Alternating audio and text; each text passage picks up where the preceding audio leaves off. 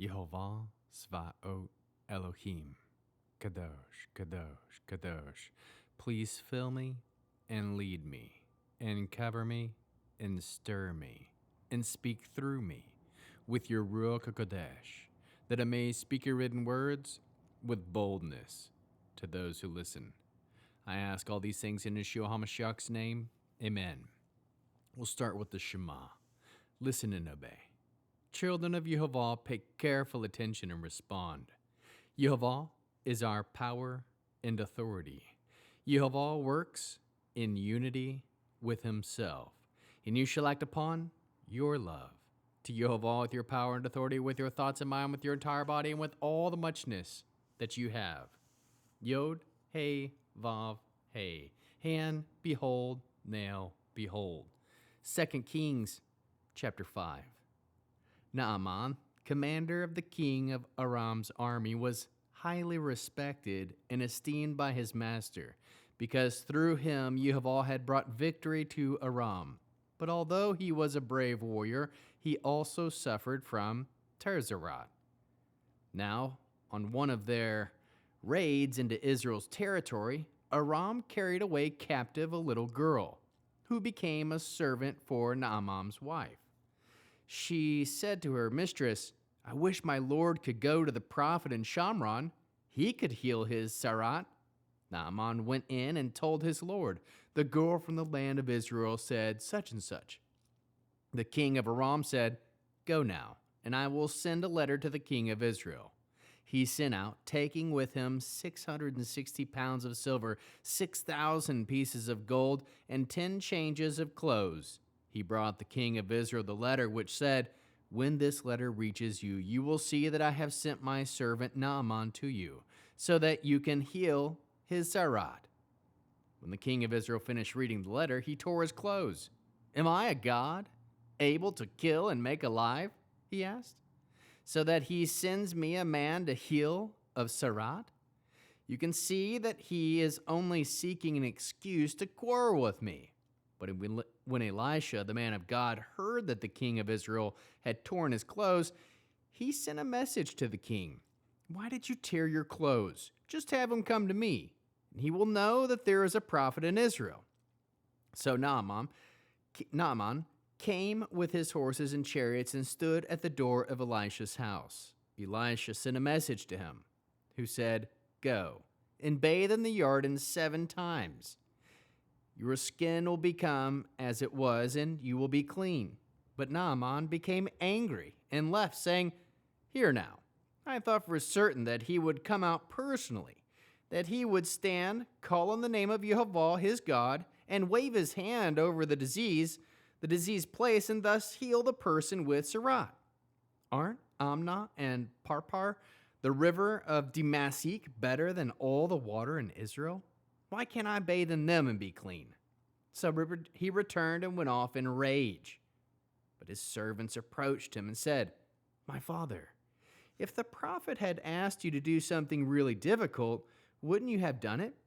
So doesn't it make even more sense to do what he says when it's only bathe and clean? So he went down and immersed himself 7 times in the Jordan, as the man of God had said to do, and his skin was restored and became like the skin of a child, and he became clean. Then his whole routine, he returned to the man of God, went and stood before him and said, Well, I've learned that there is no God in all the earth except in Israel. Therefore, please accept a present from your servant.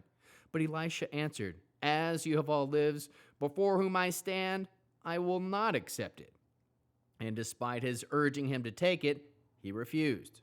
So Naaman said, If you won't take it, then please let your servant be given as much earth as 2 mules can carry, because from now on your servant will neither burnt offerings nor sacrifices to other gods, but only to Yehova. Accept this, and may Yehova forgive your servant for it. When my master goes in the temple of Rimmon to worship there, and he leans on my hand, and I bow down to the temple of Rimmon, when I bow down, may Yehova forgive your servant for this. Elisha said to him, Go in peace. Naaman had gone only a short distance from him when Gehazi, the servant of Elisha, the man of God, said to himself, "Here, my master has made it easy on this Arami Naaman by not accepting from him what he brought. As Yehova lives, I'll run after him and get at least something from him." So Gehazi hurried off after Naaman. When Naaman saw someone running after him, he got down from his chariot to meet him and asked, "Is everything all right?" "Yes," he replied. "My master sent me with this message. 2 young men just now have come to me, guild prophets from the hills of Ephraim. Would you be kind enough to give them a talent of silver, 60 pounds, 66 pounds, and 2 changes of clothes?" "By all means, take 2 talents," said Naaman, pressing him. He tied up the 2 talents of silver in 2 bags and gave them, with 2 changes of clothes, to 2 of his servants, who carried them ahead of Gehazi. On reaching the hill, he took the bag from them and put them away in the house. Then he let the men go, and they left. He went in and stood before his master. Elisha asked, "Where have you been, Gehazi?" "Your servant hasn't gone anywhere," he said. Elisha said to him, "Wasn't my heart there with you when the man left his chariot to meet you? Is this a time to receive silver and clothing, and olive groves and vineyards and sheep and oxen and male and female slaves? Therefore Naaman Sarat will cling to you and your descendants forever." He left Elisha's presence with Sarat as white as snow. How can we learn to love our Creator after reading this interesting 5th chapter of 2 Kings? We can aim to be a commander of Yehova, puts it in your heart. Aim to be highly respected and esteemed. Seek to be used by Yehova to bring victory. Aim to be a brave warrior for Yehova. Trust that Yehova will use suffering to bring you closer to Him, so that you will know and proclaim that there is no other Elohim except Yehova. Listen to children. Look to Yehova alone for true healing. Aim to allow Yehova to use you in someone's life to bring about healing, pointing only to the work and power of Yehova alone. Listen and act on the words of Yehova, trusting in the promises of Yehova. Aim to immerse yourself in the words of Yehova, obeying His orders. Proclaim there is no other Elohim except Yehova. Trust that forgiveness comes from Yehova. Worship Yehova wholeheartedly. Aim for peace and unity with those around you.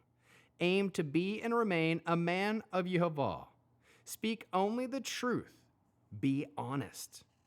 How can we love others as Yeshua loves us? We can aim to be used by Yehova so they will know and proclaim that Yehova is Elohim, and there is no other Elohim besides Him.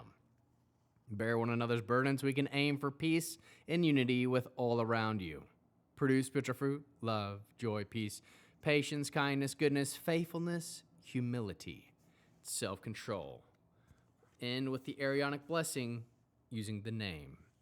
Yehova will kneel before you presenting gifts, and He will guard you with a hedge of protection. Yehova will illuminate the wholeness of His being toward you, bringing order, and He will provide you with love, sustenance, and friendship. Yehova will lift up the wholeness of His being and look upon you and will set in place all you need to be whole and complete.